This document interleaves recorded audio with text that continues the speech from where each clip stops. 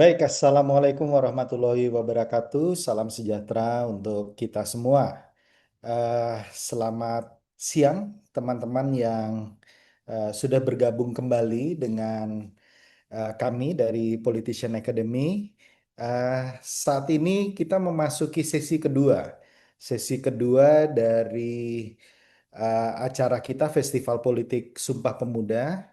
Dan untuk sesi kedua ini topik yang akan dibawakan itu tentang gerakan politik perempuan dan kepemimpinan politik. Luar biasa seperti di sesi pertama tadi, sesi pertama kita tadinya kami rencanakan 1,5 jam, tapi ternyata diskusinya berlangsung padat sehingga sampai 2 jam. Nah ini eh, eh, pembicara-pembicara yang ada di sesi kedua adalah pembicara-pembicara luar biasa, tokoh-tokoh perempuan yang sudah masuk tercebur dan kemudian berkontribusi di dalam panggung politik. Saya akan perkenalkan dulu para narasumber dari sesi kedua ini. Ada Mbak Dinda Rembulan. Ini semuanya mohon maaf saya panggil karena eh, mereka-mereka semua masih muda-muda. Ya, at least dibandingkan dengan saya. Mbak Dinda Rembulan adalah anggota DPRD, sorry maaf, anggota DPD RI terpilih dari Provinsi Bangka Belitung. Kemudian yang kedua ada Mbak Novita Hardini. Mbak Novita Hardini adalah anggota DPR RI dari Dapil 7 Jawa Timur dari eh, PDI Perjuangan. Kemudian yang ketiga ada Mbak Hairunisa. Kami biasa memanggilnya Mbak Ninis. Beliau sebelumnya pernah menjadi Direktur Eksekutif dari Perludem dan seperti juga Mbak Titi sangat concern terhadap masalah gerakan perempuan di politik. Mbak Hairunisa adalah pengamat untuk masalah kepemiluan, termasuk masalah partisipasi politik perempuan.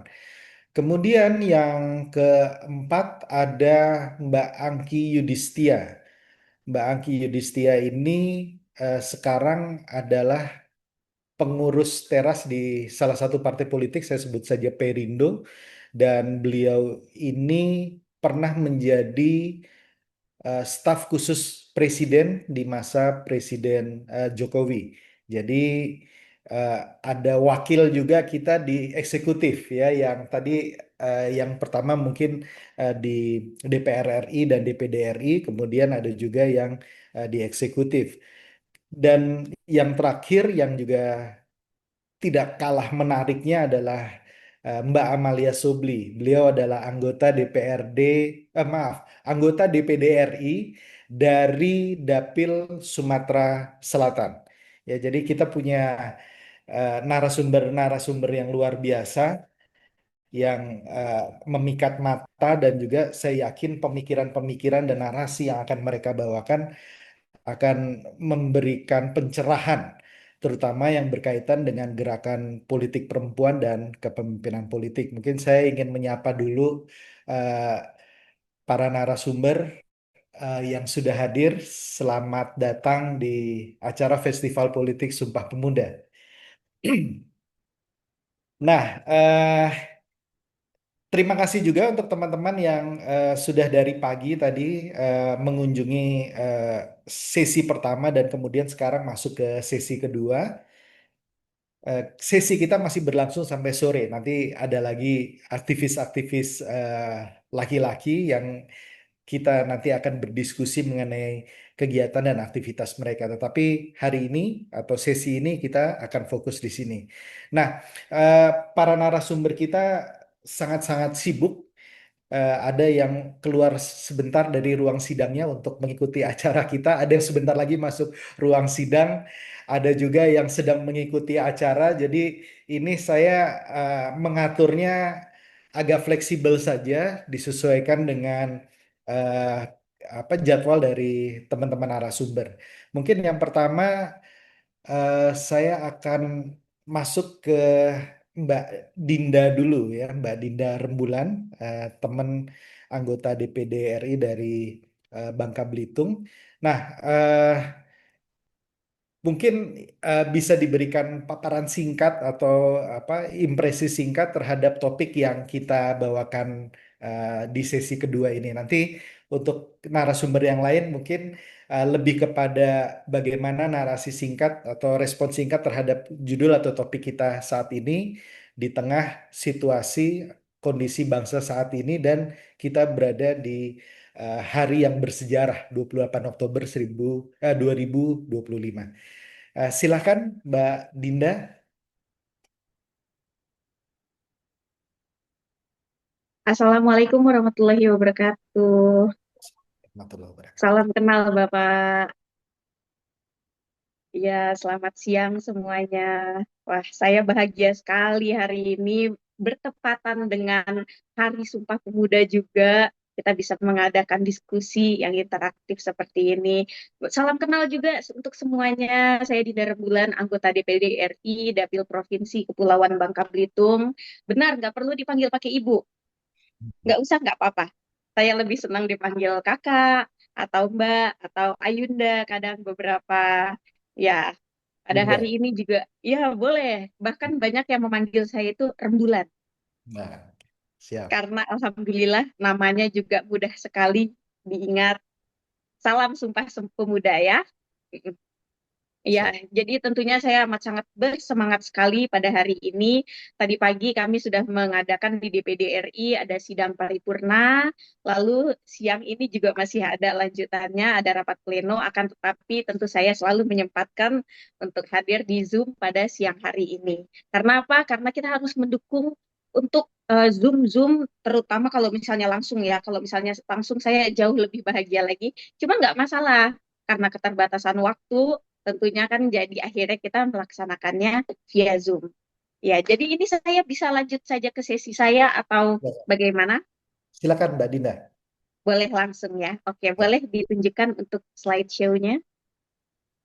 Sebagai informasi, Mbak Dinda ini menjadi anggota DPD RI di usia yang masih sangat muda, di bawah 30 tahun. Alhamdulillah, Betul ya? di 29 tahun akan 29 tetapi tahun. sebentar Oke. lagi udah menyentuh 30 tahun.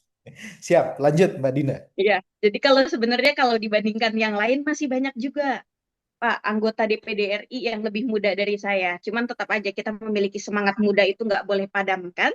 Ya. Oke, baiklah. Sebelumnya, Assalamualaikum warahmatullahi wabarakatuh. Salam sejahtera bagi kita semua. Om Swastiastu, Namo Buddhaya, salam kebajikan, salam Indonesia Maju. Yang saya hormati Bapak Bonggas Adi Chandra selaku Direktur Politician Academy. Salam kenal ya Bapak ya. Para narasumber hebat juga, salam kenal semuanya, serta seluruh peserta dari kalangan mahasiswa, aktivis, dan generasi muda Indonesia yang bersemangat banget nih kayaknya untuk belajar politik. Nah, pertama-tama saya ingin mengajak kita semua untuk mensyukuri nikmat kesehatan dan kesempatan karena di tengah dunia yang semakin kompleks ini kita masih bisa bertemu secara virtual dalam rangka memperingati Hari Sumpah Pemuda yang ke-97. Sumpah Pemuda adalah simbol kebangkitan generasi muda dalam memperjuangkan identitas, cita-cita, dan persatuan bangsa. Dalam konteks hari ini, gerakan politik perempuan adalah kelanjutan dari semangat kebangkitan itu. Kebangkitan untuk memperjuangkan ruang yang setara, bermartabat, dan berdaya bagi seluruh warga negara. Nah, jadi saya menyebutnya, oke, ini slide saya masih di saya ya, mungkin sedikit mengenai saya, ini adalah beberapa bidang-bidang saya, organisasi-organisasi saya.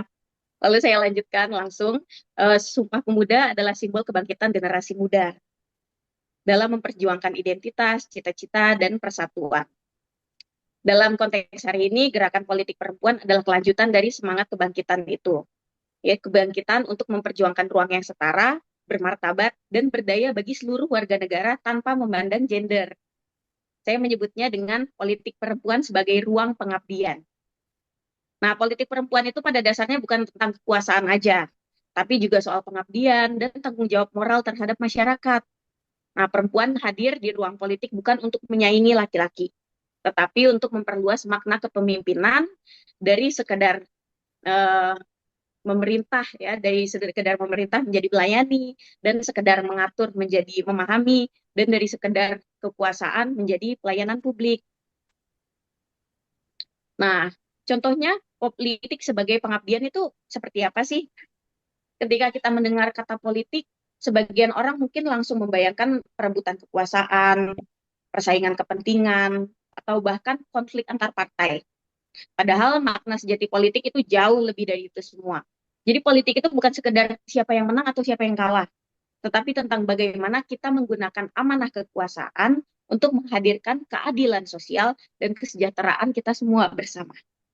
Politik yang beretika itu selalu berangkat dari niat yang tulus untuk memperbaiki kehidupan rakyat, bukan untuk memperkuat posisi pribadi. Kalau saya paling suka itu quotes, the will of the many outweigh the will of the few or the one. Jadi kita harus selalu mengetahui hal tersebut. Walaupun baik laki-laki maupun perempuan memiliki peran yang sama dalam perjalanan politik bangsa. Keduanya membawa sudut pandang dan nilai-nilai yang saling melengkapi. Politik tidak boleh dilihat sebagai arena pertarungan antar gender, melainkan sebagai ruang kolaborasi untuk memperkuat kemanusiaan. Nah, perempuan contohnya sering kali membawa perspektifnya itu empati, kepedulian, dan kepekaan sosial. Nah, namun di sisi lain, laki-laki juga membawa semangat rasionalitas, ketegasan, dan keberanian juga. Dan itu sama pentingnya. Nah, ketika kedua karakter ini menyatu dalam satu semangat kebangsaan, disitulah politik menemukan bentuk terbaiknya, yaitu politik yang seimbang, manusiawi, dan berpihak pada rakyat. Nah, kalau saya sendiri juga meyakini bahwa kekuasaan hanya akan bermakna bila dijalankan dengan empati. Tanpa empati, kebijakan publik mudah hilang arah dan melupakan tujuan utamanya. Tujuan utamanya apa sih? Yaitu meningkatkan kesejahteraan masyarakat. Karena itu, politik seharusnya menjadi cara untuk memanusiakan kekuasaan, mengubah otoritas menjadi pelayanan, dan wewenang menjadi tanggung jawab moral. Nah, lalu yang kedua ada transformasi paradigma kepemimpinan. Nah, kehadiran perempuan di panggung politik mendorong pergeseran paradigma kekuasaan dari yang bersifat hierarkis dan kompetitif menjadi kolaboratif dan dialogis. Nah, kalau perempuan biasanya lebih mengutamakan musyawarah, konsensus, serta membangun rasa saling percaya. Nah, pendekatan ini memperkuat legitimasi politik dan menumbuhkan kepercayaan publik terhadap pemimpin. Nah, yang berikut adalah dua paradigma utama dalam kepemimpinan. Nah, contohnya, biasanya kalau yang paradigma kepemimpinan lama itu command and control, yaitu pemegang kekuasaan tertinggi dan bawahan itu harus patuh. Pokoknya yang bawah itu harus patuh. Dan pemimpinnya pemegang kuasanya. Nah, sedangkan untuk paradigma kepemimpinan yang baru, itu adalah servant and empowerment. Jadi kalau pemimpin itu melayani, memfasilitasi, dan memberdayakan agar anggota pun tumbuh dan bisa semuanya itu bisa kontribusi secara maksimal. Nah, paradigma kepemimpinan baru ini yang banyak disuarakan dalam politik modern, termasuk juga dalam politik perempuan. Next-nya, nah, kalau dari kalimat sebelumnya berbicara bahwa perempuan memimpin dari memerintah, dari melayani, dari memerintah menjadi melayani. Nah, itu menunjukkan pergeseran paradigma juga dari kekuasaan menjadi pengabdian, dari mengatur rakyat menjadi mendengar rakyat, dari simbol kekuatan menjadi alat perubahan sosial, lalu dari yang kepentingan elit menjadi kepentingan keluarga, anak, dan masa depan masyarakat juga. Nah, paradigma ini selaras dengan ciri kepemimpinan perempuan yang sering ditekankan, yaitu empatik, partisipatif, peduli kehidupan, dan dekat juga dengan akar persoalan. Lalu untuk next-nya, nomor 3 itu ada perjalanan representasi politik di Indonesia. Jadi bagaimana sih perjalanannya? Jadi setelah masa reformasi, Indonesia mulai menerapkan kebijakan afirmatif berupa kuota minimal 30% bagi calon legislatif perempuan. Tapi perlu diingat juga, ini untuk menjadi calon, bukan untuk menjadi anggotanya. kebijakan ini sebenarnya menjadi titik balik yang membuka ruang ruang yang besar sekali untuk perempuan untuk terlibat aktif. Yang tadinya mungkin calegnya masih sedikit perempuan, jadinya sekarang dipush terus. Nah, kenapa harus seperti itu? Supaya perempuan juga lebih aktif dalam pengambilan keputusan politik, baik di tingkat pusat maupun di daerah. Nah, kita bisa melihat di sini persentasenya jumlah anggota DPR setiap periode itu sekitar 560 sampai 580 orang. Kalau anggota DPD itu 136 orang sejak 2009 hingga 2019 dan sekarang menjadi 152 orang. Kita bisa melihat tren positifnya di sini. Di DPR persentase keterwakilan perempuan naik dari 18%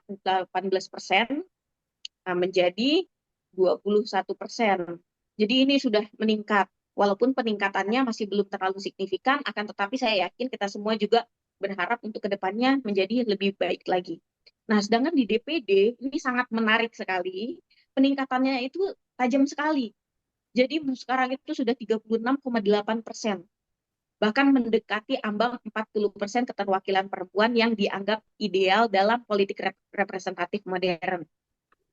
Nah, tahun 2024 ini menjadi tonggak sejarah karena mencatat sejumlah anggota DPR perempuan terbanyak sampai 127 orang dan juga anggota DPD RI terbanyak juga perempuannya. Dan bahkan untuk di Provinsi Sulawesi Selatan yang nanti akan juga hadir di sini menjadi narasumber Ibu Amalia, untuk Provinsi Sumatera Selatan itu perempuan semua anggota DPD RI-nya. Jadi 4 orang perwakilannya itu adalah perempuan, jadi Betino Galuh. Iya. Oke, next-nya kita bisa melihat gaya kepemimpinan perempuan itu seperti apa sih? Nah, biasanya pemimpin perempuan itu lebih memilih membangun kerja daripada menciptakan persaingan. Jadi lebih suka menghidupkan dialog daripada memberi instruksi satu arah. Lalu menumbuhkan juga rasa percaya dibanding menumbuhkan rasa takut. Nah, saya sendiri seorang senator. Nah, saya meyakini bahwa pemimpin yang baik itu pokoknya berbicara untuk rakyat juga harus mendengarkan suara rakyat. Pokoknya kepemimpinan yang mampu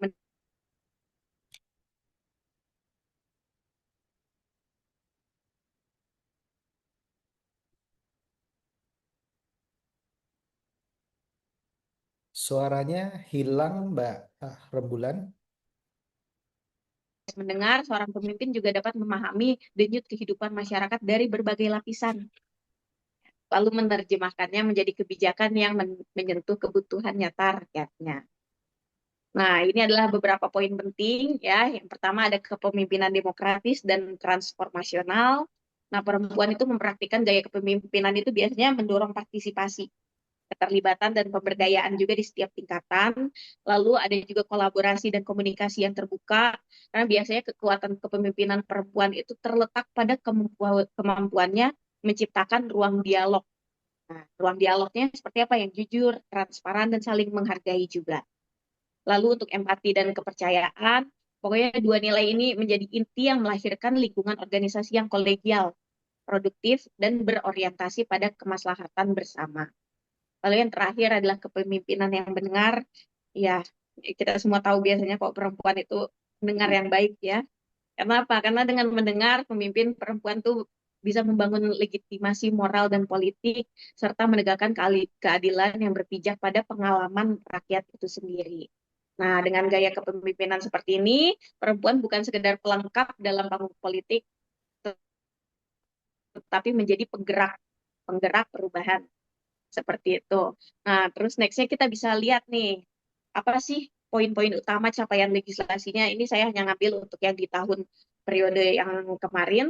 Itu poin-poin utama capaian legislasi di 2019 sampai 2024. Nah, kita bisa melihat bagaimana Undang-Undang Nomor 12 Tahun 2022 tentang tindak pidana kekerasan seksual atau UU TPKS. Bayangkan sejak selama ini ternyata baru di baru menjadi undang-undang itu di tahun 2022. Itu kan sebenarnya hal yang sangat penting sekali ya, dan harusnya saya pun waktu itu sempat berpikir kayak setelah saya tahu itu baru aja menjadi undang-undang, wah ternyata selama ini gimana gitu, nggak ada dasarnya sama sekali, ternyata nggak ada dasar hukumnya sama sekali. Itu adalah contohnya. Nah, terobosan hukum besar banget ini. Jadi undang-undang ini pokoknya memberi perlindungan yang komprehensif bagi korban kekerasan seksual dan mendorong juga keadilan berbasis empati. Nah, ini contohnya. Jadi kalau misalnya ada yang bertanya, kenapa sih perempuan harus ada di politik gitu kan? Kenapa harus terjun di politik? Nah, kalau misalnya nggak terjun di politik, nanti siapa yang memperjuangkan undang-undang ini? Dan undang-undang yang benar-benar memperhatikan perempuan itu hanya sedikit sekali. Contohnya ini yang nomor 2 juga ada Rancangan Undang-Undang Perlindungan Pekerja Rumah Tangga RUU PRT. Sampai sekarang pun masih menjadi rancangan, belum disahkan. Nah, ini padahal upaya legislasi untuk menjamin hak-hak pekerja domestik yang selama ini belum terlindungi secara hukum dan sosial. Jadi penting nggak sebenarnya undang-undang ini? Penting sekali. Nah, oleh karena itu, semoga ke depannya akan lebih banyak lagi rancangan undang-undang yang berpihak pada ibu, anak, pekerja, semuanya yang fokus juga terhadap perempuan. Nah, lalu apa sih peran organisasi perempuan gitu dan masyarakat sipil? Pokoknya mereka juga terlibat aktif kayak Komnas Perempuan, Koalisi Perempuan Indonesia, LBH-PIK, itu semuanya ikut mengawal legislasi dan memperjuangkan suara-suara masyarakat, terutama yang perempuan. Nah, terus eh, tantangannya apa nih? Ada juga tantangannya karena memang semuanya itu tidak semudah itu. Nah, implementasi UU TPKS serta percepatan pengesahan RUU PPRT dan RUU KIA sebagai agenda besar menuju sistem perlindungan sosial yang inklusif dan berkeadilan. Jadi ini semua harus diperjuangkan. Lalu siapa yang memperjuangkannya kalau bukan kita perempuan sendiri? Oke, nextnya ini juga menarik sekali ya menurut saya. Jadi media sosial dan politik perempuan di era digital. Nah, era digital ini udah mengubah sekali wajah politik. Jadi media sosial itu sekarang menjadi ruang baru yang membuka akses bagi perempuan untuk hadir. Jadi nggak cuma hadir, tetapi juga berbicara, berpartisipasi. Jadi itulah kenapa saya juga mendukung sekali ada Zoom hari ini. Nah, jadi contohnya satu itu media sosial membuka akses politik yang lebih egaliter bagi perempuan. Nah, media sosial ini memungkinkan perempuan untuk menyampaikan gagasan secara langsung kepada publik, membangun citra politik, serta menjalin komunikasi dua arah. Kalau saya, Instagram saya, Facebook saya, semuanya saya baca. Jadi masyarakat pun bisa langsung berkomunikasi kepada saya dan untuk aduan-aduan, terutama yang urgent, itu biasanya saya turun langsung untuk menyelesaikannya juga. Nah, kalau di ruang digital ini, semua perempuan memiliki kesempatan yang sama untuk menyampaikan ide, memperjuangkan isu publik juga. Kita bisa melihat sekarang banyak yang viral, apa-apa viral. Menurut saya itu bagus sekali. Nah, jadinya karena apa? Karena supaya kita bisa mendapatkan dukungan juga dari masyarakat. Ini loh masalahnya, seperti ini loh. Jadi aksesnya jauh lebih mudah sekarang. Lalu ada juga kepemimpinan digital perempuan dapat membangun kepercayaan dan citra politik yang autentik. Jadi media sosial juga menjadi sarana bagi perempuan untuk menunjukkan kepemimpinan yang humanis dan partisipatif. Nah, melalui konten-konten, di sini pun bisa dilihat di Instagram saya, apa sih kegiatannya gitu kan. Biasanya Kak Dina ngapain sih sehari-harinya, itu bisa dilihat sekarang. Jadi dari masyarakat pun bisa ngecek, bisa tahu. Jadi jangan saya selalu, setiap kali ke masyarakat selalu bilang, jangan pernah mengira kalau saya ini jauh karena saya itu bisa di reach dari mana aja sebenarnya, termasuk salah satunya dari media sosial juga. Nah, selain itu, ancaman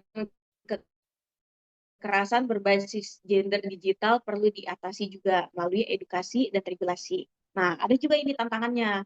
Jadi perempuan politisi itu sering juga menghadapi bentuk-bentuk kekerasan berbasis gender digital kayak cyberbullying, pelecehan daring, hingga penyebaran narasi yang misogonis. Nah, itu yang merendahkan peran perempuan di ruang publik. Bahkan saya sendiri pun beberapa kali sebenarnya mengalaminya.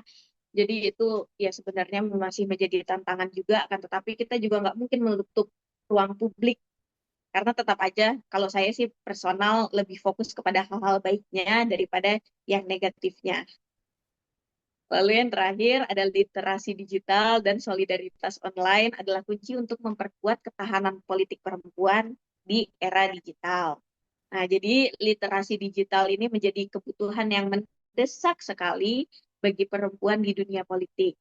Literasi ini bukan cuma soal kepemimpinan teknis, gimana cara pakai Instagram, gimana cara pakai Facebook, cuman juga pemahaman strategis soal etikanya, cara berkomunikasi, lalu keamanan data, lalu juga pengolahan citra diri di ruang publik digital.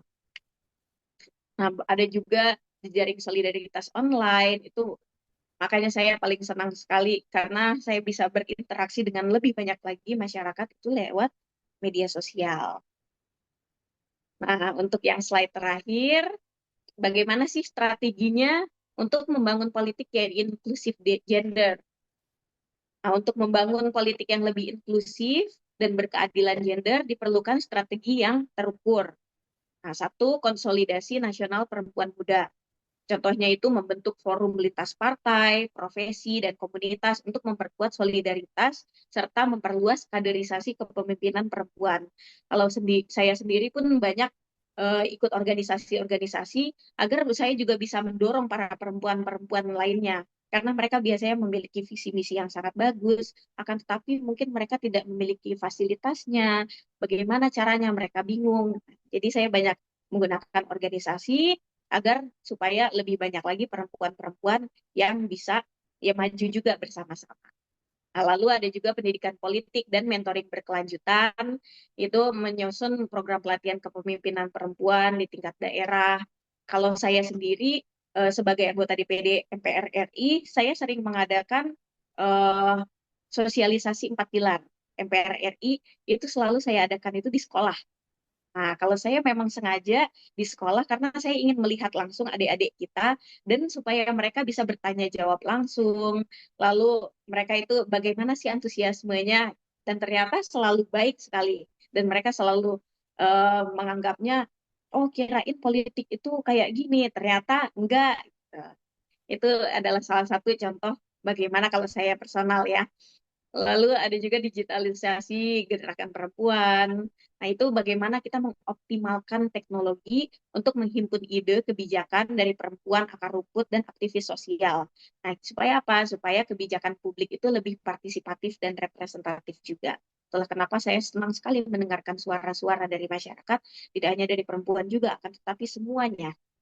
Nah, lalu di terakhir itu ada perlindungan hukum dan sosial, seperti mengadvokasi peraturan yang melindungi perempuan dari kekerasan politik dan kekerasan siber berbasis gender juga, seperti yang tadi sebenarnya sudah saya, ya pengalaman saya sendiri. Oke, dalam penutup saya ingin mengucapkan terima kasih banyak. Lalu saya juga ingin menyampaikan bahwa dalam materi ini, gerakan politik perempuan dan kepemimpinan politik dengan tagline Spirit, Empathy, and Power, saya percaya bahwa politik perempuan bukan tentang menandingi laki-laki, bukan. Akan tetapi tentang menghadirkan keseimbangan antara empati dan kekuasaan. Nah, pemimpin perempuan sejati adalah mereka yang mampu berpikir dengan kepala, memutuskan dengan nurani, dan bertindak dengan kasih. Mereka memimpin dengan keberanian moral, bukan hanya kekuasaan formal. Nah, pokoknya saya itu selalu membayangkan masa depan Indonesia itu lebih etis, inklusif, dan berorientasi pada kemanusiaan, di mana perempuan dan laki-laki berjalan berdampingan, bukan untuk saling bersaing, melainkan untuk saling melengkapi. Jadi kita juga harus melanjutkan semangat Sumpah Pemuda sebagai semangat kolaborasi lintas generasi, lintas gender, pokoknya serta kita jadikan gerakan politik perempuan sebagai gerakan moral dan sosial yang memperkuat demokrasi. Seperti itu. Terima kasih banyak yang sudah mau mendengarkan. Saya memiliki harapan yang tinggi sekali terhadap kalian semuanya. Semoga kedepannya kita menjadi lebih baik lagi. Kurang lebihnya saya mohon maaf. Saya tutup dulu. Wabillahi taufiq wal hidayah. Wassalamualaikum warahmatullahi wabarakatuh. Waalaikumsalam warahmatullahi wabarakatuh. Terima kasih Mbak Rembulan untuk eh, apa responnya terhadap topik kita. Sebetulnya dari Politician Academy tidak mengharuskan untuk menyiapkan slide atau presentasi gitu ya, karena kita ingin diskusi, tetapi beberapa narasumber seperti tadi di sesi pertama ada yang menyiapkan slide dan kami sangat appreciate itu gitu ya. Eh, Saya dengan senang hati, Bapak. dan ini titip tadi ada beberapa teman udah nitip ke saya, boleh nggak nanti slide-nya dibagikan gitu ya. Jadi nanti kalau Boleh dong. Iya, izin untuk nanti akan membagikan. dibagikan. Semoga bermanfaat untuk semuanya. Baik, terima kasih Mbak Rembulan. Saya dengar bentar lagi ada sidang lagi. Silakan, Iya. nggak ada masalah. Eh, saya lanjutkan lagi ke kamar sebelahnya gitu ya. Kamar sebelahnya DPD RI itu ruang yang lebih besar lagi ya, karena anggotanya lebih banyak itu DPR RI. Nah, di sini kita salah satu narasumber kita adalah Mbak Novita Hadini, anggota DPR RI dari Dapil 7 Jawa Timur dari eh, PDI Perjuangan dan beliau ini luar biasa pertama kali berkompetisi bertarung di 2024 lalu kemudian langsung terpilih dengan suara yang signifikan sekali. Apa kabar Mbak Novita? Eh, Baik, oke. baik, baik, Mas. Siap, Mbak Novita. Terima kasih. Walaupun ada juga di tengah acara gitu, terima kasih sudah menyempatkan diri. Eh, untuk yang pertama mungkin saya ingin minta tanggapan berkaitan dengan topik kita mengenai gerakan politik perempuan dan kepemimpinan politik. Jadi pandangan dari Mbak Novita tentang topik ini bagaimana?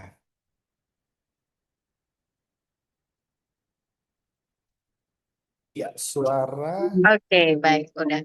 Terima kasih, Mas Bongga. Selamat siang, rekan-rekan semuanya. Pertama-tama, terima kasih udah mengundang saya untuk dapat membagikan beberapa insight sebagai perempuan yang terjun di politik, utamanya dalam acara yang dikemas baik oleh Political Academy ini, yang tujuannya sebenarnya meningkatkan partisipasi perempuan di ranah politik. Kalau saya melihat acara-acara yang seperti ini harus terus disuarakan untuk bisa menepis anggapan atau stigma masyarakat sosial kita, terutamanya di Asia, bahwa politik itu adalah dunianya laki-laki. Dan kalaupun ada perempuan yang bisa terjun ke ranah politik atau ke dunia politik, itu dianggapnya eh, belum bisa membawa kapasitas yang mumpuni untuk bisa berjuang di dunia yang dianggapnya adalah dunia laki-laki. Jadi saya berterima kasih, setidaknya yang mengemas acara ini adalah Mas Bonggas. Mas Bonggas secara gendernya adalah laki-laki, udah mau untuk bisa mendorong perempuan juga untuk bisa berani berkontribusi di ranah politik. Baik, terima kasih. Mbak Novita ada yang mau disampaikan tadi? Atau itu untuk pengantar dulu? Itu pengantar dulu, katanya mau diskusi nih. Oke, siap. Terima kasih. Baik, saya lanjut langsung ke Mbak Angki.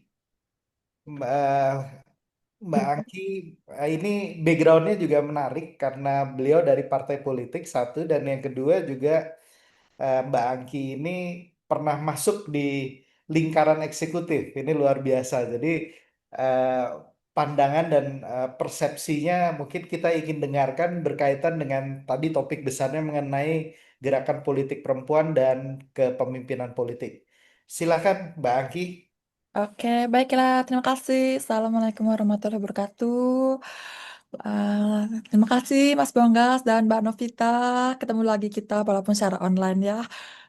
Perjuangan bareng kita kalau kampanye juga sering bareng-bareng juga sama beliau gitu. Jadi pertama-tama saya memperkenalkan diri dulu. Saya Angki Yudhistia. Memang sebelumnya ini adalah sebagai staf khusus Presiden periode Pak Jokowi. Dan saat ini saya sebagai Wakil Ketua Umum Partai Perindo. Dan saya saat ini kandidat doktor komunikasi. Dan saya juga, alhamdulillah, saya juga nih saat ini, saya ada seorang penyandang disabilitas sebenarnya. Mungkin semuanya mungkin nggak tahu ya, yang sebelumnya belum kenal, salam kenal, karena saya menggunakan alat bantu dengar sebentar. Nih.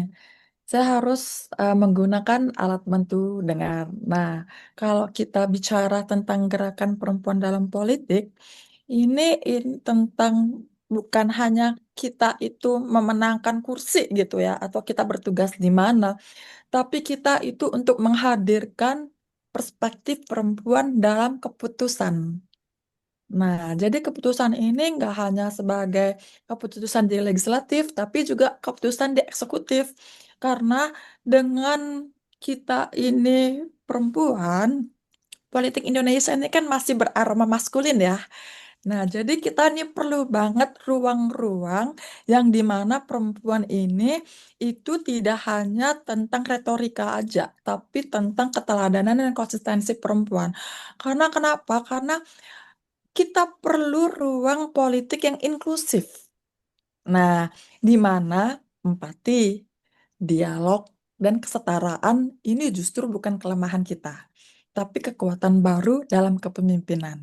Nah, jadi kalau boleh ada materi sedikit, mungkin kita Silakan. bicara tentang bagaimana perempuan ini menjadi subjek untuk yang melakukan pergerakan. Jadi perempuan itu bukan dianggap sebagai objek nih. Kan kita sering melihat oh perempuan itu objek aja, enggak, tapi sebagai subjek bagaimana kepemimpinan perempuan ini kita tuh bergerak gitu. Nah, jika boleh share sedikit materi, ini ada materi tentang penyandang disabilitas. Ini kelihatan ya semuanya ya. Vietnam. Nah, kita bicara tentang inclusive leadership yang kita perlu pada saat ini. Kita lihat itu mungkin dimulai dari mimpi atau harapan kita, gimana kita bisa membentuk Indonesia yang ramah terhadap perempuan, terhadap disabilitas, kelompok lansia, dan kelompok rentan lainnya. Itu diiringi dengan langkah dan tekad kita. Kita lihat, ini ada jumlah penyandang disabilitas di Indonesia. Ini 22,9 juta jiwa. Artinya apa, teman-teman semua? 8,5%. Itu hampir 10% jumlah penyandang disabilitas kita itu eh, tinggi banget. Ini ada di seluruh eh, provinsi masing-masing. Kalau kita lihat di sini paling besar itu ada di Jawa Barat, Jawa Tengah, Jawa Timur. Terus kita juga dilihat Nusa Tenggara, kita juga Sumatera Utara itu juga banyak. Jadi, apa hubungannya penyandang disabilitas juga dengan gerakan perpolitikan? Bahwa kelompok rentan ini adalah potensi sumber daya manusia, bagian menjadi warga yang sebelumnya kita tidak terpikirkan bahwa mereka punya hak suara. Penyandang disabilitas itu punya hak suara. Penyandang disabilitas itu juga memiliki hak untuk memilih siapa pemimpinnya. Karena kita perlu pemimpin yang merangkul penyandang disabilitas. Mungkin teman-teman gak kelihatan kan sebelumnya penyandang disabilitas, tapi ini ada. Makanya dengan gerakan politik, dengan partai politik, kita dorong kepada kader-kader kita dorong kepada anggota legislatif kita dorong kepada pemerintah daerah kita, bahwa program yang baik adalah merangkul kelompok rentan. Karena no one is left behind. Tidak ada boleh satupun yang tertinggal dalam setiap program kita. Nah, yang seperti ini kan perempuan ya yang bisa. Ini gerakan memang berawal dari Istana Negara, di mana pada ketika Istana Negara, pada waktu Pak Jokowi sadar betul bahwa jumlah penyandang disabilitas ini bukan tentang suara saja, tapi tentang warga negara yang berhak, yang memiliki hak. Jadi, maka dari itu, pertama, kita membuat Komisi Nasional Disabilitas khusus yang belum ada sejarah sebelumnya.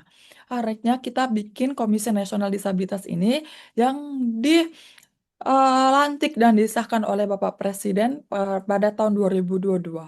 Dan kita kerjasama dengan lintas kementerian, seluruh kementerian. Jadi ini bukan urusan Kementerian Sosial aja, tapi seluruh kementerian. Mau dimulai Kementerian Dukcapil untuk pendataan, Kementerian Sosial, Pendidikan, Ketenagakerjaan, dan lain-lainnya.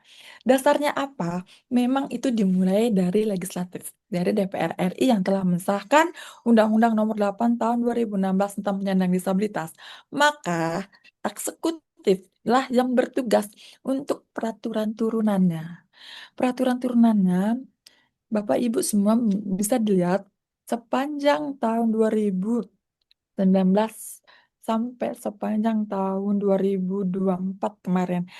Karena COVID, kebetulan COVID aja sih. Jadi kami kebut untuk mensahkan berbagai peraturannya.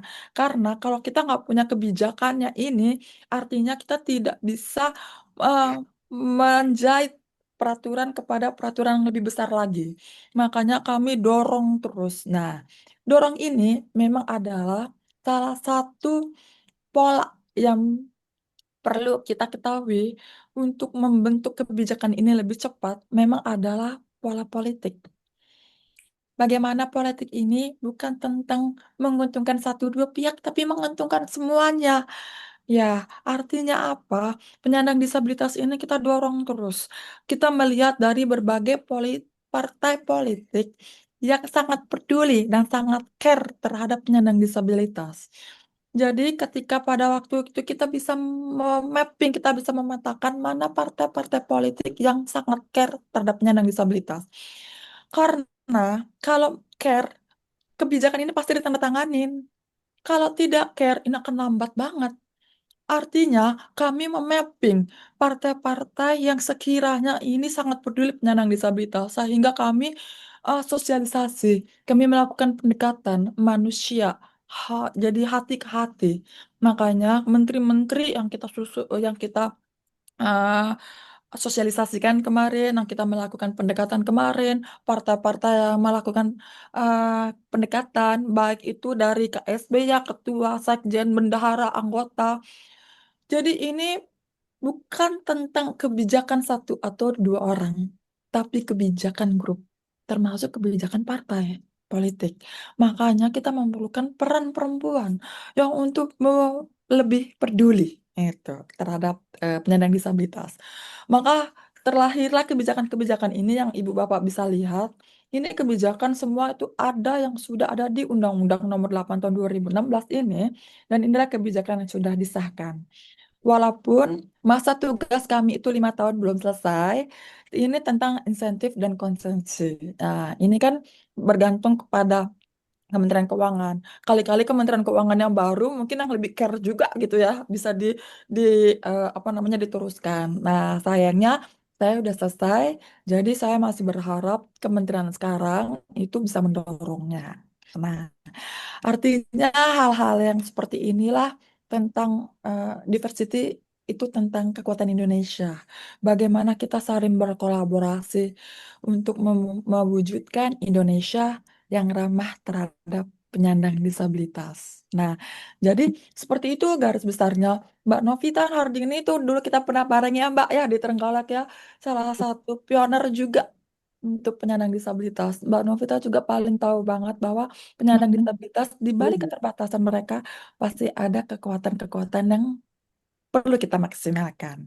Demikian, terima kasih. Wassalamualaikum warahmatullahi wabarakatuh. Waalaikumsalam warahmatullahi wabarakatuh. Terima kasih Mbak Angki, inclusive leadership luar biasa.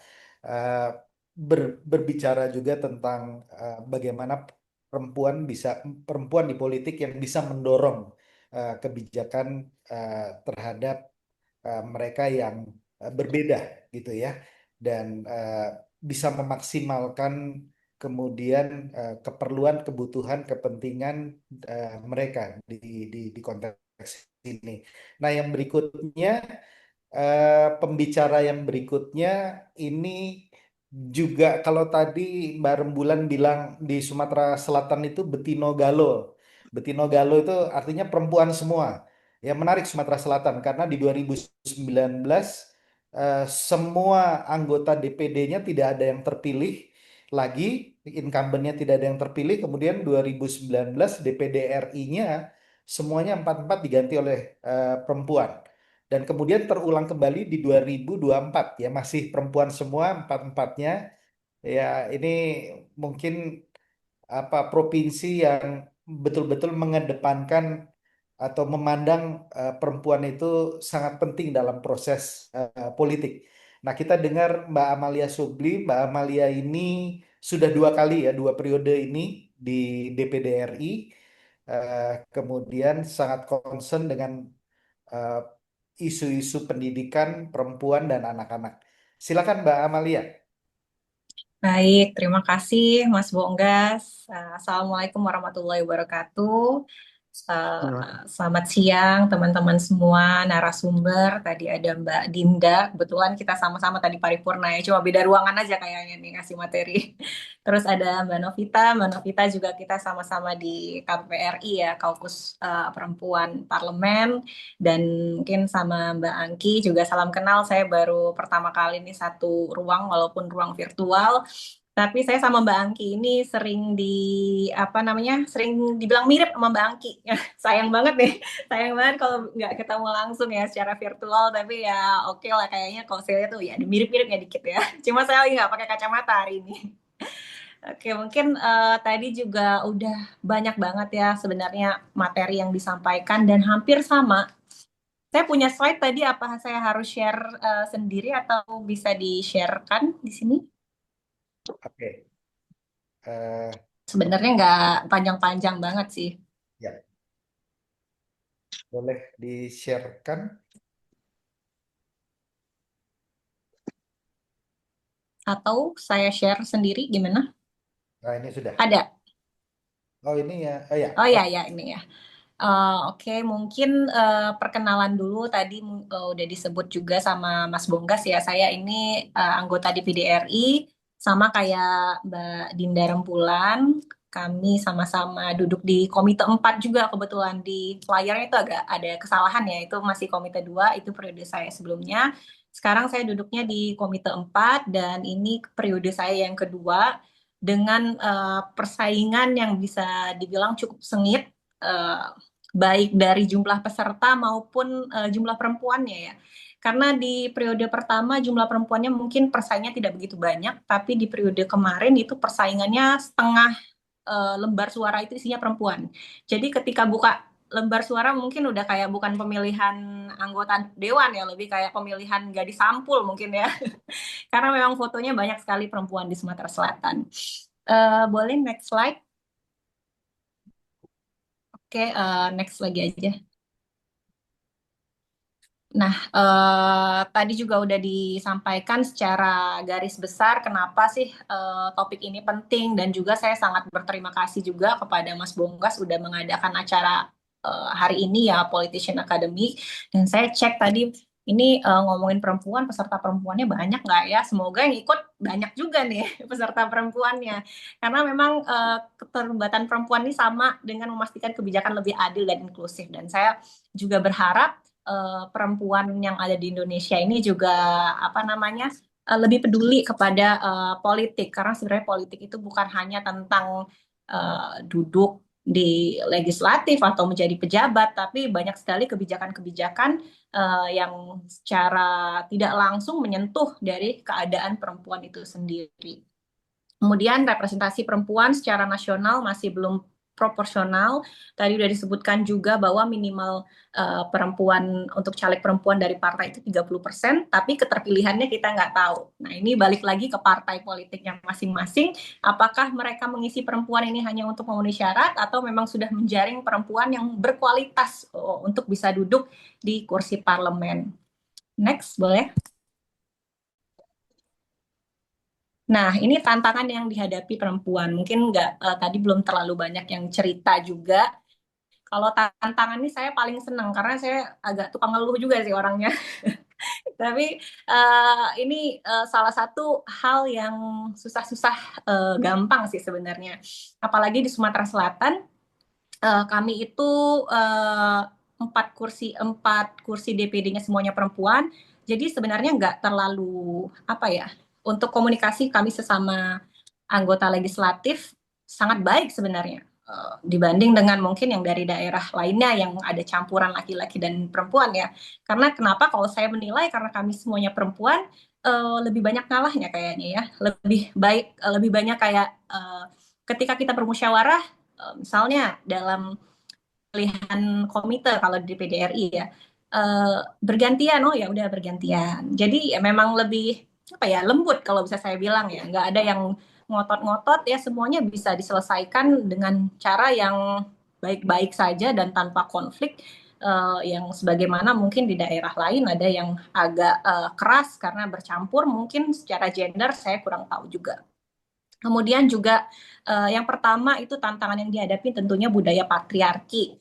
Budaya patriarki ini udah kultur ya, sudah bukan sesuatu yang nggak usah disebutin, kayaknya udah pada tahu. Dan saya rasa hal ini agak berkurang dengan kemajuan zaman.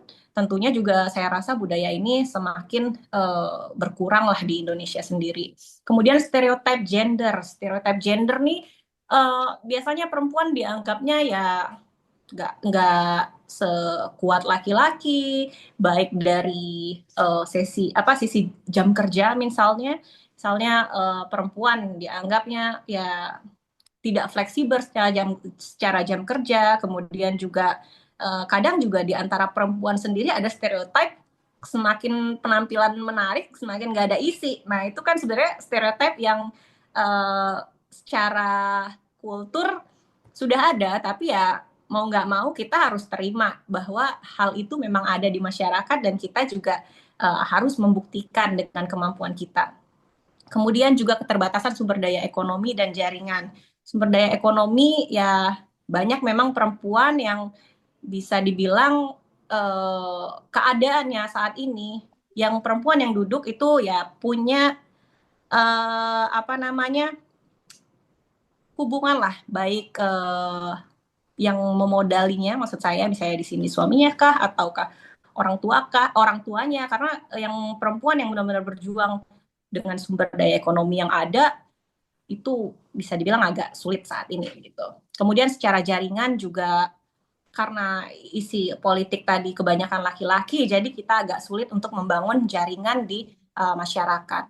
Kemudian juga ada peran ganda. Nah ini juga merupakan tantangan.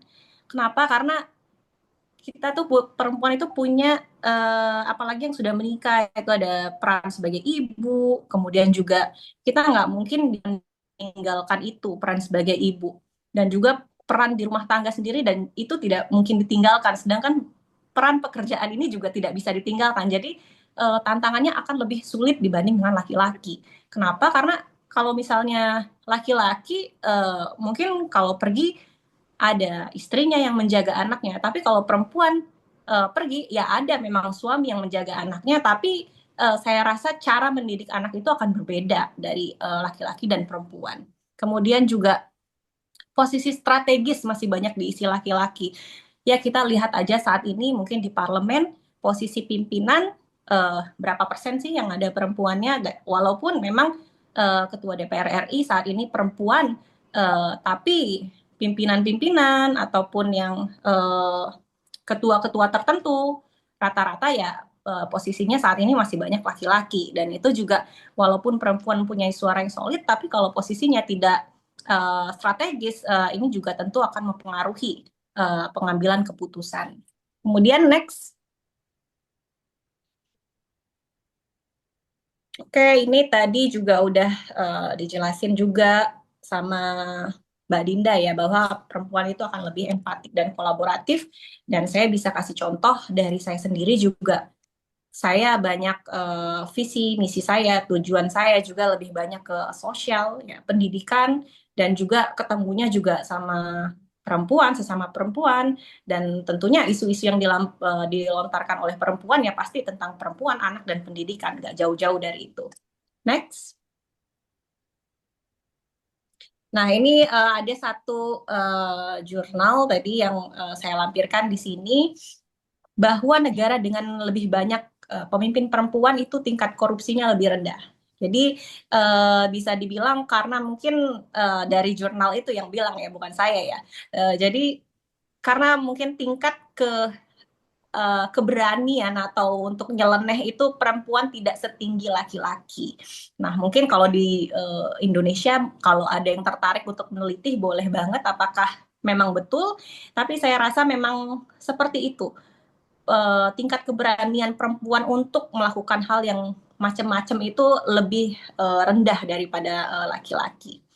Kemudian juga dari dampak adanya kepemimpinan perempuan ini, efek dominonya menginspirasi generasi muda perempuan. Jadi dengan adanya acara ini juga, kalau misalnya tadi partisipannya ada yang perempuan, tentunya saya berharap ada yang tertarik juga mau masuk ke dunia politik. Oke, next. Kayaknya selesai. Oke, ini ada quotes, ketika perempuan bergerak, bangsa ikut melangkah. Ya, sekian dari saya. Mungkin boleh masuk ke sesi diskusi. Terima kasih semuanya. Baik, terima kasih Mbak Amalia. Eh, kita masuk sekarang ke yang terakhir, narasumber yang terakhir. Walaupun terakhir ini nggak kalah pentingnya. Luar biasa, Mbak Ninis, pejuang demokrasi dari Perludem, sebelumnya pernah menjadi Direktur Eksekutif Perludem, sekarang aktivis untuk bidang kepemiluan. Mbak Ninis juga nanti mungkin akan memberikan semacam refleksi dan evaluasi dari pergerakan perempuan sejauh ini bagaimana, dan kemudian eh, kalau berbicara mengenai data, saya pikir Mbak Ninis adalah orang yang tepat untuk berbicara di sini. Silakan, Mbak Ninis. Baik, terima kasih Pak Bongga. Suara saya terdengar ya? Terdengar. Oke, baik. Pertama saya mohon maaf sekali kalau agak berisik ya, karena saya lagi di ruang publik, jadi mohon maaf kalau agak berisik. Dan terima kasih saya sudah diundang di diskusi hari ini di Hari Sumpah Pemuda bicara soal gerakan politik perempuan. Nah, tadi kalau disebutkan ada senator, ada anggota DPR di Sumatera Selatan, saya sebagai orang yang lahir dan besar di Palembang ikut bangga nih ternyata perempuan Sumatera Selatan tuh mau gitu ya aktif terjun dalam dunia politik dan mudah-mudahan bisa menular juga ke daerah-daerah yang lain. Nah, saya ada slide, saya bisa share sendiri. Mudah-mudahan tidak terlalu panjang ya. Ini sebagai pemantik diskusi saja. Oh, sebentar. Sudah bisa terlihat ya slide-nya. Nah, bicara soal demokrasi, tentu demokrasi itu nggak mungkin kalau tidak melibatkan perempuan. Jadi ada yang bilang kalau demokrasi itu tidak melibatkan perempuan itu dikatakan ya demokrasinya nggak full, tapi masih setengah demokrasi saja gitu. Jadi tadi Mbak Angki ya yang menyebutkan bahwa nggak boleh ada yang tertinggal, nggak boleh ada yang tidak dilibatkan dalam demokrasi. Demokrasi itu harus inklusif, termasuk juga perempuan, disabilitas, teman-teman muda gitu ya, termasuk juga kelompok-kelompok marginal yang lainnya. Nah, lalu apa sebetulnya makna representasi perempuan? Tentu kehadiran perempuan kan tidak sekedar jumlah, dari sisi jumlah tentu penting gitu ya, tapi dengan kehadiran perempuan dalam politik, baik itu di eksekutif maupun di legislatif, tentu kan ada maknanya. Yang pertama tentu politik kehadiran sebagai fisiknya perempuan dia penting hadir ada di situ. Tadi Mbak Rembulan yang menyampaikan bahwa kebijakan-kebijakan yang pro perempuan itu bisa hadir kalau ya perempuannya ada di situ. Jadi nggak bisa nih kita sebagai perempuan titip aja nih ke bapak-bapaknya, bapak-bapak titip ya kebijakan ini, nggak bisa. Karena perempuan itu punya pengalaman yang khas. Sebagai contoh, misalnya ya, ada bencana alam, lalu mau memberikan bantuan, mau memberikan sumbangan gitu ya. Kalau misalnya perspektif umum gitu mungkin ya memberikan sumbangan itu ya makanan, obat-obatan, tenda gitu ya. Tapi ketika hadir perempuan ada kebutuhan-kebutuhan misalnya seperti popok bayi, pembalut gitu misalnya, yang itu dirasakannya oleh perempuan karena perempuan sendiri yang mengalami itu. Jadi nggak bisa tuh dititipkan. Atau misalnya ketika perempuan harus bekerja, dia punya anak, kan dia kalau misalnya tidak ada asisten rumah tangga, tidak ada keluarga yang bisa minta tolong untuk mencuci, ya penting ada daycare yang ramah anak gitu. Nah, kebijakan-kebijakan itu muncul kalau perempuannya sebagai pengambil kebijakan. Bisa misalnya buat kebijakan di kantor perlu ada daycare. Pemerintah daerah misalnya membuat tempat pendidikan anak yang ada di sentral-sentral tempat perkantoran misalnya. Nah, kebijakan-kebijakan itu hadir kalau perempuannya hadir langsung, ada langsung sebagai eksekutif atau legislatif. Yang berikutnya bicara soal politik gagasan. Jadi apa gagasan perempuan gitu ya? Apa yang mau dihadirkan oleh perempuan? Tadi sudah dicontohkan beberapa kebijakan-kebijakan yang pro gender gitu ya, yang ramah terhadap perempuan. Beberapa undang-undang sudah disahkan, walaupun dengan segala dinamikanya, tapi itu sudah disahkan. Yang berikutnya adalah transformasi politik. Memang perlu diakui bahwa politik kita kan memang masih maskulin gitu ya, belum. Nah, kehadiran perempuan bisa mentransformasi itu, bisa bisa membawa perubahan dalam lanskap politik kita. Walaupun memang masih jalannya memang mungkin masih masih cukup panjang ya untuk bisa terjadi sebuah perubahan atau transformasi politik. Nah, ada yang namanya affirmative action atau kebijakan khusus sementara. Jadi affirmative action ya, kalau di pemilu itu 30% pencalonan perempuan, itu kan sebetulnya kebijakan yang sifatnya sementara, temporary special measure gitu ya. Jadi kenapa ini diperlukan? Karena kalau tidak ada kebijakan ini, tidak ada afirmasinya, susah perempuan untuk bisa mengejar ketertinggalan. Di tahun 2019, International IDEA itu mengeluarkan Global State of Democracy, salah satu salah satu tantangan begitu ya, kenapa demokrasi kita ini secara general mengalami kemunduran, itu salah satunya adalah kehadiran perempuan dalam politik. Kalau tidak ada kebijakan yang progresif, perempuan tuh baru bisa mencapai gender parity itu sekitar 40 tahunan gitu ya. Nah, makanya penting ada kebijakan khusus afirmasi ini. Ibarat lomba lari gitu ya, misalnya tadi laki-laki dan perempuan harus bersaing politik ya. Bagaimanapun juga kan politik ini kan ya pemimpin kan kompetisi ya. Kalau kompetisinya dibiarkan netral begitu saja, ibaratnya laki-laki mungkin sudah bisa lari jauh, sementara perempuan mau berjalan aja susah karena ada beberapa statistik yang dibebankan kepada perempuan. Misalnya dia ya di belakangnya ada tugas-tugas rumah tangga, merawat anak dan sebagainya. Sehingga jangankan berlari, berjalan saja susah. Sehingga kalau nggak ada kebijakan fast track-nya gitu ya perempuan akan sulit untuk mengejar ketertinggalan itu. Jadi ibaratnya jalan tol gitu ya, fast track. Sebenarnya ada dua pendekatan, ada fast track tadi dengan kuota salah satunya atau dengan incremental gitu ya. Tapi kalau itu kan apa ya membutuhkan kondisi sosial politik yang juga sudah lebih matang gitu ya, melihat bahwa investasi itu penting misalnya seperti di negara-negara Eropa. Nah, konsep keterwakilan perempuan sendiri ada yang namanya political of presence. Jadi kehadiran gitu ya.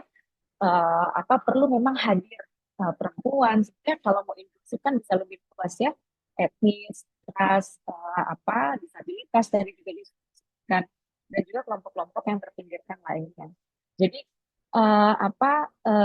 kehadiran penting di satu sisi kita perlu kejar itu, tapi yang juga tidak kalah penting tadi misalnya adalah politik gagasannya.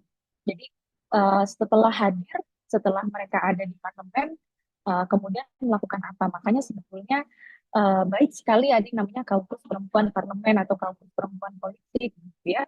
Karena disitulah sebetulnya ketersambungan antara kehadiran perempuan yang ada di politik dengan teman-teman masyarakat sipil bisa terhubung di situ, sehingga gagasan-gagasan itu, pendekatan-pendekatan yang lebih perspektif gender bisa terus disuarakan melalui kaukus perempuan tadi. Nah, tapi memang tantangannya gitu ya, perempuan sendiri walaupun ini sudah berapa kali pemilu ya, kita lihat sebuah reformasi 6-7 kali pemilu, masih mengalami diskriminasi atau ketidakadilan terhadap perempuan. Misalnya masih ada marginalisasi, jadi dipinggirkan. Perempuan dipinggirkan dari akses misalnya ekonomi, politik, pendidikan gitu ya, yang menyebabkan diskriminasi. Jadi ada asumsi yang keliru terhadap perempuan. Misalnya ada anggapan perempuan tuh nggak boleh jadi pemimpin. Sehingga kalau misalnya ada pemilihan, kadang-kadang ada kampanye negatif tuh, jangan pilih yang perempuan. Karena perempuan nggak boleh jadi pemimpin gitu ya, karena ada tafsir-tafsir yang misleading gitu ya, terkait dengan tafsir-tafsir keagamaan. Lalu ada kekerasan terhadap perempuan, tidak harus fisik, bisa juga non-fisik. Di era sosial media sekarang kekerasannya sudah online gitu ya. Yang menyakiti perempuan, menciderai ya, intimidasi ya. Kalau di negara-negara lain bahkan misalnya ada perempuan sampai mohon maaf misalnya sampai dibunuh, dilukai dan sebagainya, mengalami pelecehan dan sebagainya, hanya karena mereka perempuan gitu, hanya karena mereka dianggap dianggap saingan dan sebagainya. Lalu ada subordinasi, perempuan tuh dianggap kelas kedua gitu, anggapannya keliru, ada stereotip yang berbeda dengan laki-laki gitu misalnya. Lalu juga ada cap ya, labeling ada perempuan.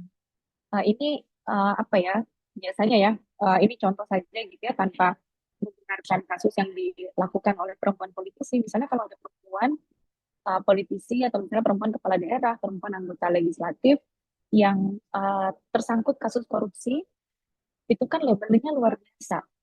Pernah salah satu majalah nasional gitu ya, covernya tuh ketika ada kepala daerah perempuan tertangkap KPK, itu dipreteli itu bahasa Indonesianya. Jadi kayak, oh kerudungnya harganya berapa, lipstiknya harganya berapa, tasnya harganya berapa, sepatunya, jamnya, cincinnya. Tapi kalau yang laki-laki kayaknya nggak ada tuh apa sampai dipretelin seperti itu gitu loh. Labeling terhadap perempuan kan kemudian menyebabkan apa ya semacam ada backfire terhadap gerakan perempuan yang mengatakan bahwa ya ngapain dorong perempuan jadi pejabat publik toh juga korupsi. Padahal mohon maaf, laki-laki yang tersangkut korupsi juga kan lebih banyak gitu dibandingkan dengan perempuan. Tapi ada labeling itu yang kemudian ya tadi backfire terhadap gerakan perempuan. Nah, yang berikutnya adalah beban ganda. Jadi beban pekerjaan ini lebih berat diberikan kepada perempuan karena tadi ya anggapan bahwa fungsi-fungsi merawat gitu ya, mengasuh peran-peran domestik itu dibebankannya terhadap perempuan. Sehingga perempuan seolah-olah itu seperti harus memilih mau ataupun kalau sudah memilih untuk terjun ke ruang publik, beban itu tetap ada di pundaknya perempuan gitu ya, sehingga mereka punya beban yang ganda sehingga menyebabkan ketika bersaing gitu ya atau misalnya bekerja di ruang publik seringkali dibanding-bandingkan dengan yang laki-laki. Misalnya tuh kan dia jarang datang ke kantor, dia ke kantornya telat karena harus mengurus anaknya dulu gitu. Nah, yang seperti itu menjadi apa ya, menjadi ketidakadilan terhadap perempuan ketika perempuan masuk ke dalam ranah politik. Nah, lalu juga ada kekerasan terhadap perempuan tantangannya gitu ya, violence against women in politics. Jadi sebetulnya yang namanya kekerasan politik itu fenomena umum saja bisa terjadi pada perempuan ataupun laki-laki. Nah, tetapi yang namanya kekerasan terhadap perempuan dalam politik itu terjadi karena ya tadi ada ketidaksetaraan, gitu ya, ada norma sosiokultural, lalu kemudian ada peminggiran perempuan, sehingga menyerang hak-hak politik perempuan. Nah, sayangnya itu menargetkan perempuan hanya karena mereka perempuan. Jadi apa dan terkadang di dalam masyarakat ya atau di dalam politik atau demokrasi itu ini dianggap sebagai harga yang harus dibayar oleh perempuan ketika dia masuk politik. Karena ada pemakluman, misalnya pemakluman bahwa oh yang namanya demokrasi itu ya memang seperti ini, yang namanya pemilu itu, yang namanya politik itu ya memang dalam tanda petik ya kasar mainnya. Jadi seolah-olah ya ini harga yang harus dibayar. Padahal itu menurut saya anggapan yang salah ya kalau kita apa ya menormalisasi hal-hal yang seperti itu. Namun memang ketika terjadi kekerasan terhadap perempuan, kekerasan politik terhadap perempuan, terkadang perempuan-perempuan politisi ini jarang yang mau membicarakan pengalamannya karena tadi dia dianggap sesuatu hal yang normal, lalu takut kalau dia speak up gitu ya, itu bisa berdampak pada karir politiknya, lalu juga nggak ada ruang yang aman untuk bisa cerita. Kita punya Bawaslu misalnya, mau lapor ke Bawaslu akan ramah nggak ya penerimaannya? Atau misalnya mau lapor ke kepolisian, akan ramah nggak ya penyidiknya kalau kita laporkan ya ada kekerasan politik terhadap perempuan, ada intimidasi dan sebagainya. Jadi ruang amannya belum ada, ekosistemnya belum ada. Nah, faktor-faktor ini yang kemudian menyebabkan data terkait dengan kekerasan perempuan dalam politik ini juga masih kurang, walaupun kalau ngobrol dengan teman-teman perempuan politisi suka cerita gitu, pengalaman-pengalaman buruk mereka dalam politik itu seperti apa. Nah, ini beberapa contohnya ya, misalnya ada ujaran kebencian, pelecehan seksual, atau misalnya foto pribadi yang disebarluaskan. Lalu juga sebenarnya bukan cuma politisi, tapi juga perempuan-perempuan pejuang HAM gitu ya, misalnya jurnalis, ada apa ya ujaran kebencian, ancaman-ancaman intimidasi, disinformasi juga demikian gitu ya. Ini yang terjadi kepada perempuan ketika dia masuk ke dalam politik. Termasuk juga penyelenggara pemilu. Ini mohon maaf datanya kecil sekali, tapi nanti saya sudah share materinya. Jadi kasus kekerasan seksual di lingkungan penyelenggara pemilu. Jadi KPU, Bawaslu, baik itu di tingkat nasional ataupun di daerah, ternyata kasus-kasus kekerasan seksualnya juga banyak. Yang apa ya, yang kemarin ramai misalnya Ketua KPU RI diberhentikan karena kasus kekerasan seksual juga. Jadi apa ini terjadi dan menyebabkan penyelenggara pemilu yang melakukan itu adalah pemberhentian tetap. Jadi pelakunya dilakukan pemberhentian tetap. Nah, sanksi-sanksi yang memberikan efek jerah ini sebetulnya dibutuhkan sehingga mudah-mudahan bisa memutus kekerasan terhadap perempuan. Nah, ini data saja gitu ya dari keterpilihan perempuan di DPR RI berdasarkan gender di pemilu 2024. Memang kalau secara total belum sampai cita-citanya 30% ya, karena masih 20,1%. Kita kan 30% targetnya ya, keterpilihan baik itu kalau DPD sudah 30%, tapi kalau DPR itu masih masih belum mencapai 30%.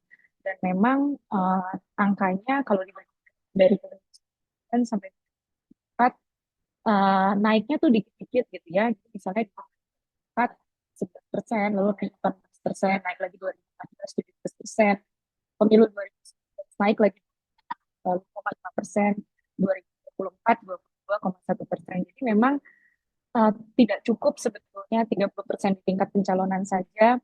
Bagaimana partai politik juga punya political will untuk bisa menghadirkan perempuan di politiknya juga dibutuhkan supaya angkanya bisa meningkat.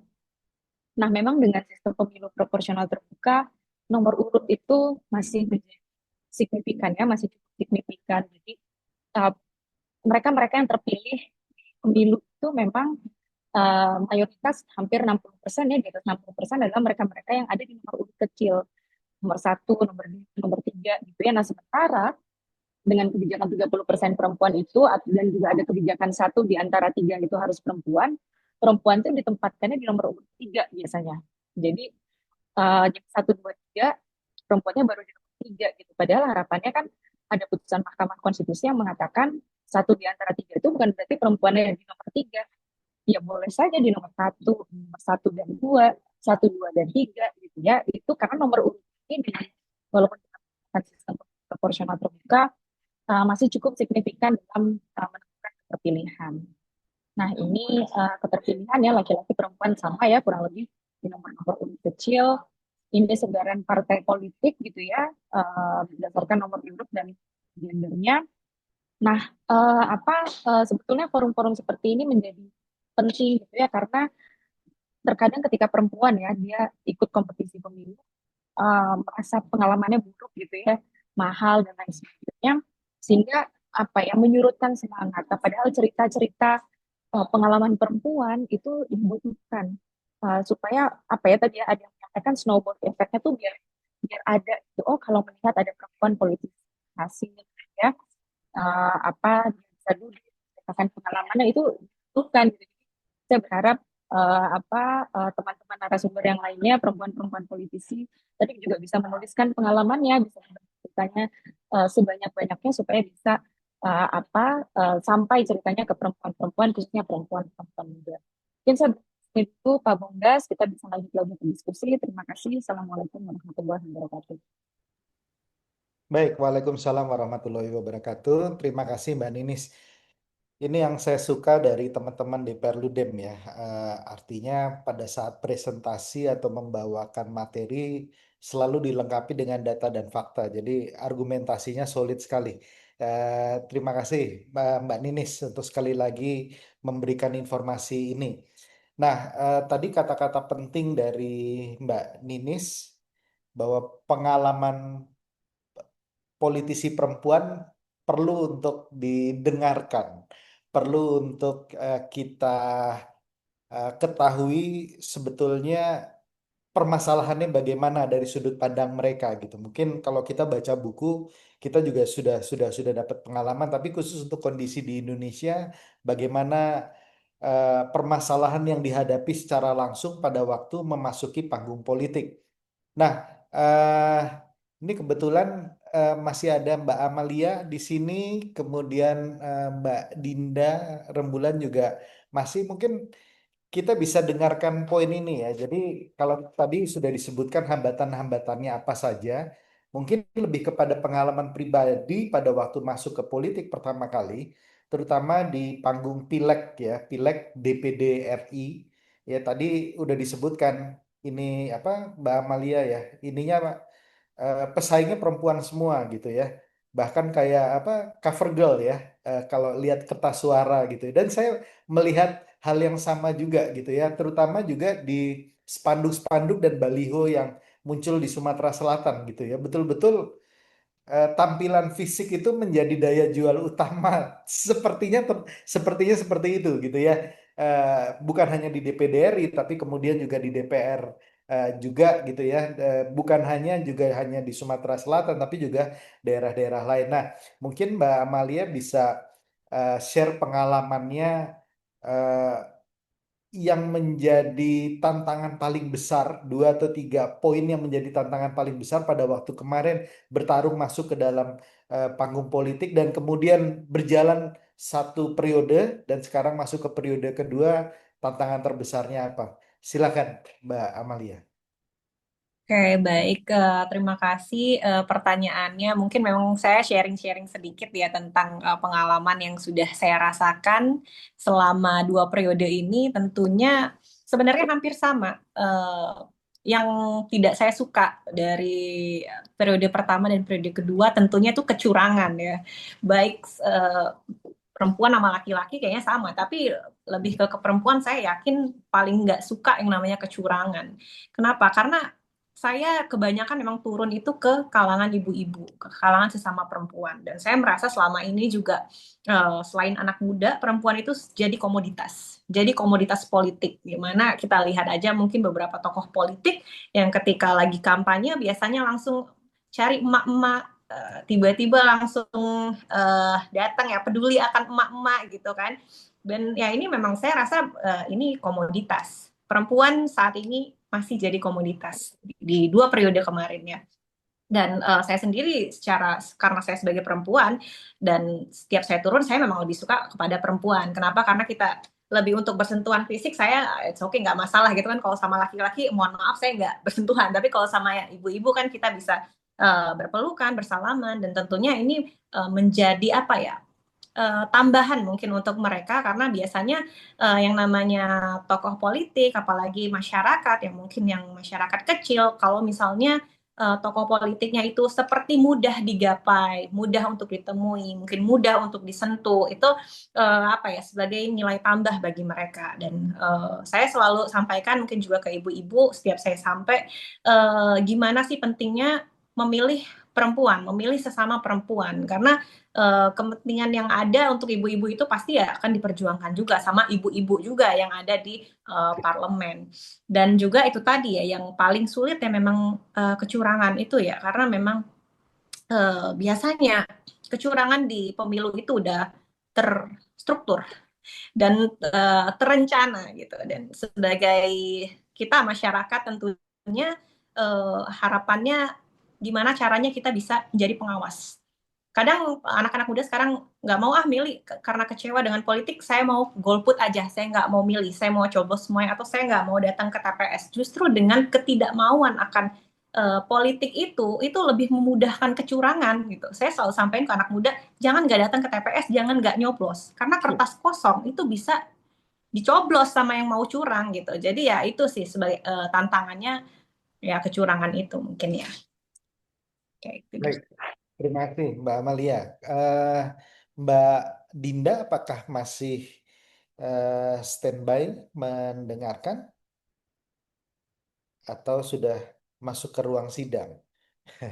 Ini terus terang kami merasa beruntung sekali ya Politician Academy karena yang kami undang bukan bukan perempuan biasa-biasa saja gitu ya. Artinya yang betul-betul sibuk, yang betul-betul eh, mempunyai posisi dan betul-betul memiliki pengalaman. Nah, ini eh, kayak Mbak Dina tadi sudah masuk ke ruang sidang mungkin.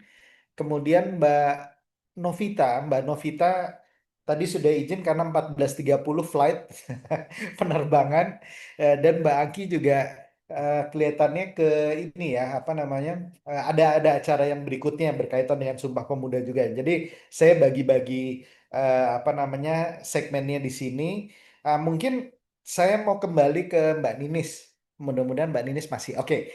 Mbak Ninis, kalau kita lihat kan tadi di DPD RI ada peningkatan gitu ya, ada peningkatan jumlah perempuan, politik perempuan. Kemudian di DPRI ups and down gitu ya, tadi kita lihat gitu. Tapi pertanyaannya sebetulnya apakah dengan perempuan yang berkarir di bidang politik atau menjadi politisi, apakah di legislatif maupun eksekutif, substansi undang-undang yang berkaitan dengan hak-hak perempuan itu juga kemudian menjadi prioritas setelah teman-teman perempuan ini masuk ke situ. Dan kalau belum, permasalahannya apa gitu. Mungkin itu Mbak Ninis.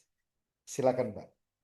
Ya, baik, terima kasih Pak Bombes. Ya, memang kalau kita refleksi ya, dari misalnya pengalaman mendorong undang-undang TPKS yang lalu ya, itu kan mendapat dukungan yang luar biasa dari publik, tetapi juga ternyata ada perempuan-perempuan politisi yang punya pandangan yang berbeda. Nah, ya memang kalau kita bicara soal perempuan ya, atau misalnya soal patriarki, patriarki itu kan nggak selalu ada di laki-laki. Ya, Perempuan juga bisa ada perempuan yang cara pikirnya patriarki. Karena perempuan betul. itu kan bukan identitas yang tunggal. Tapi perempuan itu selain dia perempuan ya, gendernya perempuan, tapi kan ada juga misalnya latar belakangnya dia.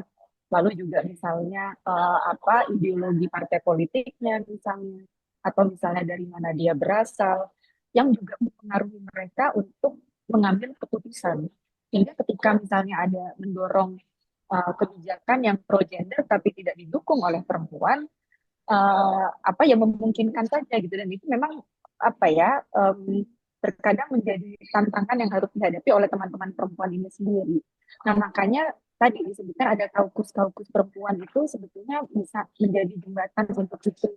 Jadi supaya tidak terputus ya hubungan antara perempuan yang ada di parlemen, yang ada di eksekutif, yang ada di legislatif dengan gerakan masyarakat sipil, karena biasanya di situ akan banyak sekali diskusinya, pertemuan-pertemuannya gitu ya. Jadi terkadang begini, mungkin ini juga refleksi ya untuk teman-teman masyarakat sipil, terkadang merasa, oh teman-teman ini udah jauh jaraknya antara yang ada di masyarakat sipil dengan yang ada di parlemen gitu. Kemudian sehingga tidak mau lagi ada diskusi yang jalan seperti itu. Karena kita ingin ya memang pelan-pelan gitu ya, pelan-pelan mengajak diskusinya, menyampaikan perspektifnya apa sih, kenapa ini penting, yang itu harus terus-menerus dilakukan. Karena ya tadi itu terkadang patriarki nggak hanya ada uh, jangankan soal jangankan soal kebijakan misalnya tadi undang-undang PKS, ini misalnya soal dorongan revisi undang-undang memilih kebijakan yang mana pro perempuan saja kan kadang-kadang di antara perempuannya sendiri juga ada perdebatan gitu ya, ada yang ingin proporsional terbuka, ada yang ingin proporsional tertutup, ada yang ingin kuota 30%, ada terus seat gitu ya. Nah, sehingga yang dilihat hanya perbedaan, yang menurut saya juga jangan dilihat perbedaannya, tapi ya goalsnya tadi itu apa gitu sebetulnya dengan mendorong kan sebenarnya kehadiran perempuan lebih banyak, kebijakan yang bisa lebih pro terhadap perempuan. Nah itu yang ya jangan sampai terputus gitu sih Pak Bonggas ya, kalau saya melihatnya. Makanya forum-forum kaukus perempuan ya terutama ya itu sangat untuk bisa menjaga kebijakan-kebijakan yang didorong tuh bisa terwujudkan. Siap.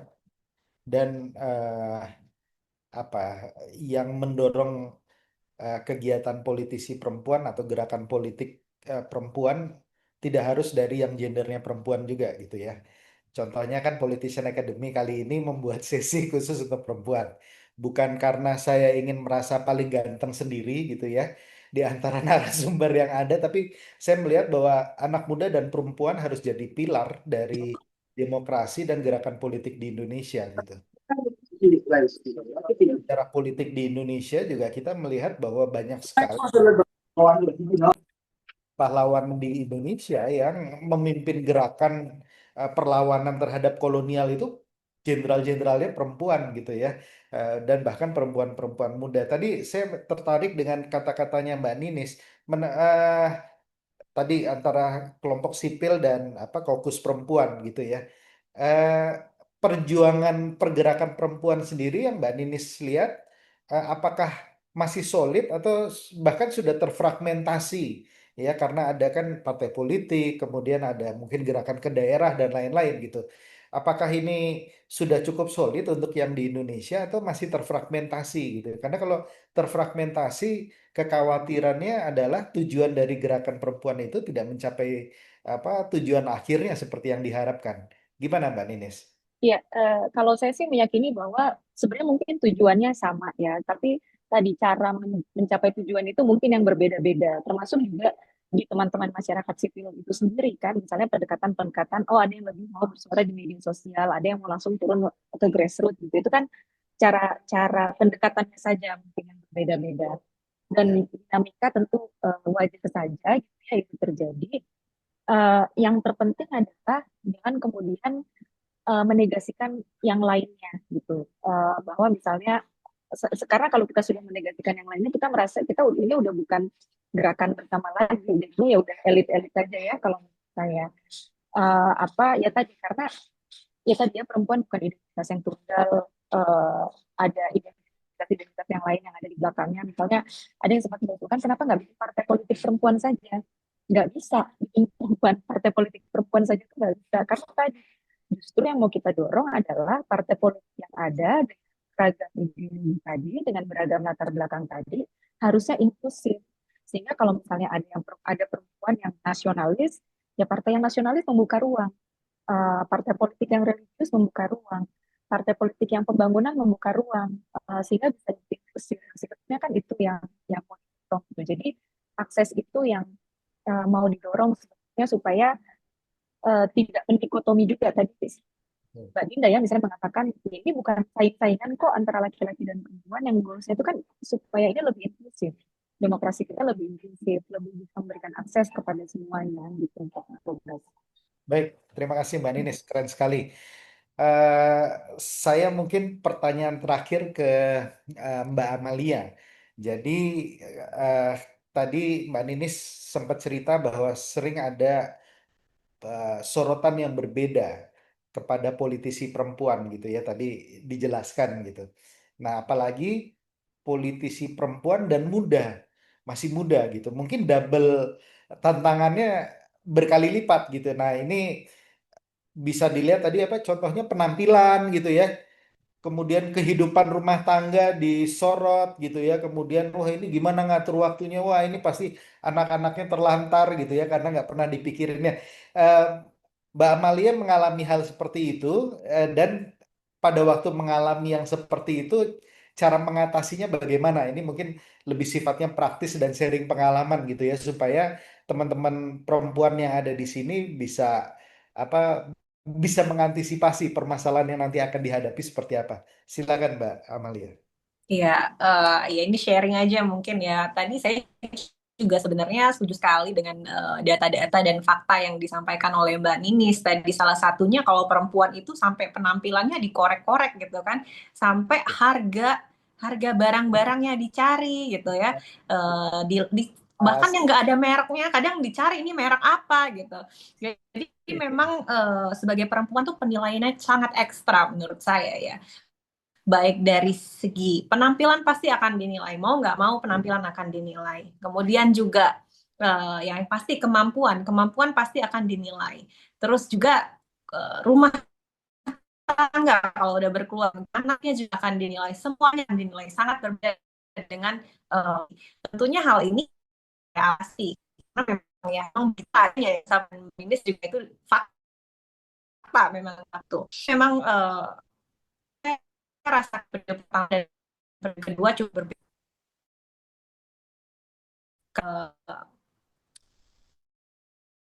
Beruntung atau mungkin ya memang tadi karena saya masih muda, dia juga secara peran mungkin dia oke gitu ya. Terus kan tentu akan dari sesama politisi juga memandang sebelah mata, baik yang senior ataupun yang ada di daerah. Tentunya ini menjadi motivasi tersendiri bagi saya. Nah, di periode kedua ini saya agak merasakan hal yang berbeda. Mungkin karena memang saya sudah terpilih lagi, dan untuk terpilih lagi itu bukan hal yang mudah ya bagi anggota legislatif gitu. Apalagi dari periode pertama ke periode kedua. Karena yang dinilai bukan hanya yang tadi, bukan hanya sampulnya saja, tapi sudah apa yang sudah diberikan, apa yang sudah dibawa, dan bagaimana kinerjanya selama ini gitu.